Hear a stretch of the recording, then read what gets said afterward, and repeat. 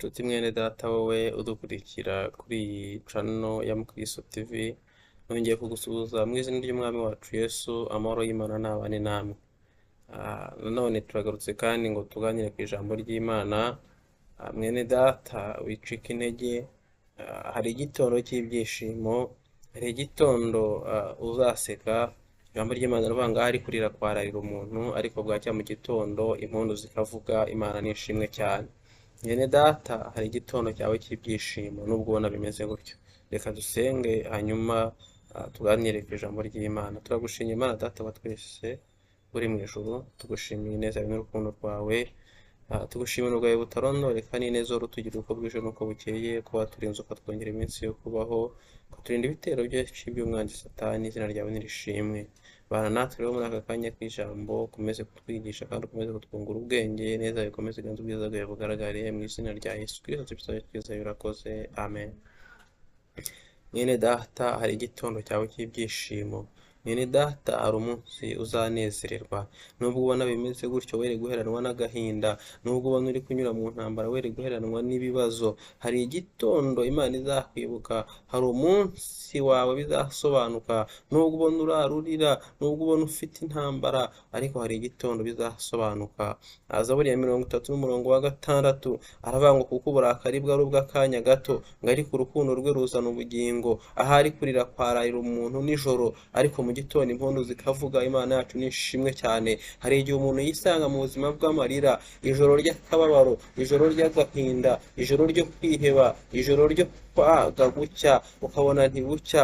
Hari ubwo uhura n'umuntu akakubwira amagambo ameze nk'aya: ntabwo ngisinzira, ntabwo ntekanye, ndahangayitse, byanyobeye, nabuze icyo nakora. Iki nacyo ni igihe wibaza ngo koko nzagira nte, ukarwara ukavuga ngo koko nzakira iyi ndwara, nziga amashuri ndangize, nzabona akazi, nzakora ubukwe, nzongera mbone umuntu nkunda, nzishyurira ideni, umugore azongera kunyita sheri n'ibindi nk'ibyo.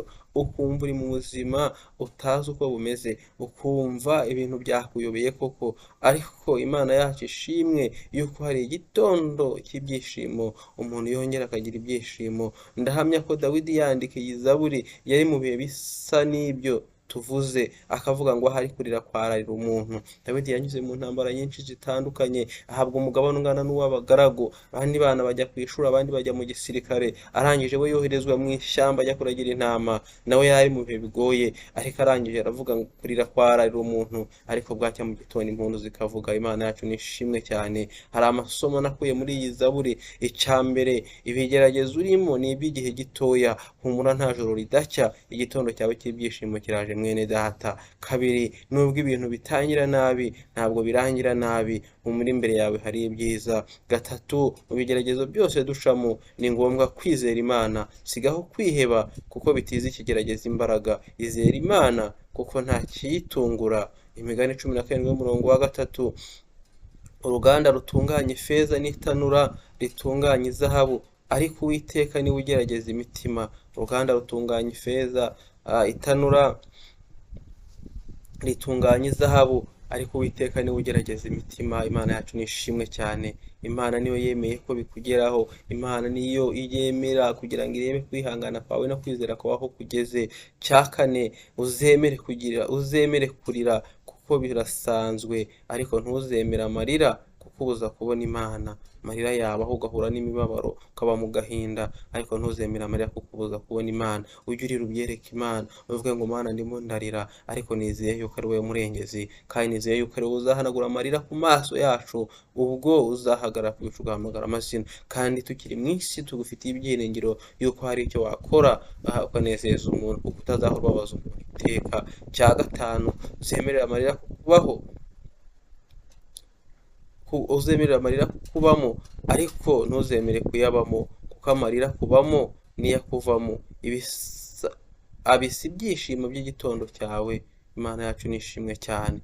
Icya gatandatu, nyuma yo kubabazwa hakurikiyeho amashimwe. Nasanze ko nubwo ijoro ry'amarira ryaba rirerire, iherezo igitondo cy'ibyishimo kiraza. Abarira none ejo bakazahozwa Imana yacu nishimwe cyane. Kubona Matayo 5:4 havuga, haravuga ngo hahirwa abashavura kuko aribo bazahozwa. Waba ufite ibikurizo umaranye igihe, waba ufite ibikurizo umaranye iminsi myinshi, ibintu byinshi bigiye bitandukanye, ukarizwa n'urushako, ukarizwa n'ubukode, ukarizwa n'uburwayi, ukarizwa n'ubukene, ukarizwa no kwambara ubusa, ukarizwa n'ubushomeri, uburwayi bugiye butandukanye, akazi ukora, gutinda mu busiribateri, kubura minerivare, gucuruza bikakuriza, abandi bagacuruza bakunguka wowe ugahomba, gusuzugurwa, ibyo byakuriza mwene data, ariko humura wikwiheba, dore Imana iragutabaye. Iyo dusomye mu rwandiko rwa kabiri rw'Abikorinto mu bice byaho 6:2 haravuga ngo, kuko yavuze iti, mu gihe cyo kwemererwamo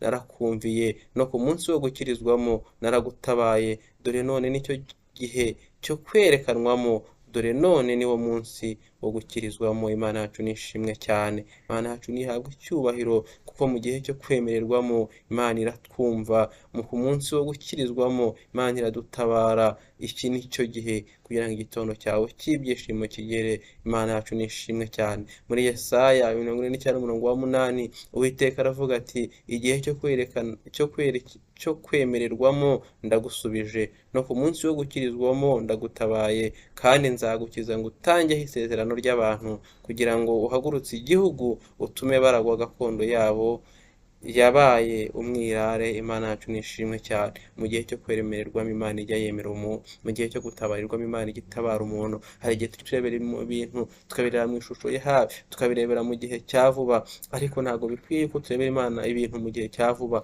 tukarebera Imana mu bintu izakora, ahubwo birakwiye ko turebera Imana mu byo yakoze. Kuba Imana yarakurinze ikagutambutsa ibigeragezo wagiye uhura nabyo, intambara wagiye uhura nabyo, haracyari ibyiringiro yuko hari n'ibindi Imana izakora, haracyari ibyiringiro ko hari ibindi Imana yiteguye gukora.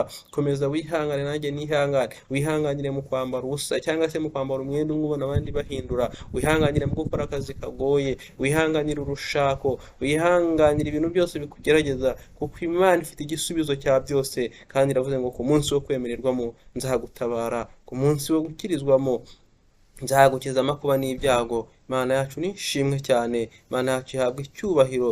Igihe cyo kwemererwamo Imana izagusubiza. Imana yacu igushimwe cyane, kuko igihe ireba igihe cyo kwemererwamo igatabara umuntu wayo. Imana rero ntabwo izatureka. Mwene data, igitondo cyawe cy'ibyishimo kiraje. Gumisha umutima ku Mana, komeza uyiringire, komeza uyikomezeho. No kukurengera izakurengera, no kugutabara izagutabara, kuko ifite umugambi mwiza kuri wowe, kuko ifite byinshi yitegura kukugirira, kandi ni byiza, ntabwo ari bibi. Imana yacu nishimwe cyane. Imana y'amahoro ikomeze kubana namwe, kandi uyu munsi nshoje nkubwira ngo igitondo cyawe cy'ibyishimo kiraje. Komeza ugirire Imana ibyiringiro, ko ifite umugambi mwiza wo kukurengera. Imana y'amahoro n'amasezerano ikomeze kubaha umugisha, bane namwe kandi barengere, ibatabare. Igitondo cyanyu cy'umugisha kigere. Murakoze, muhabwe umugisha n'Imana. Shalom, shalom.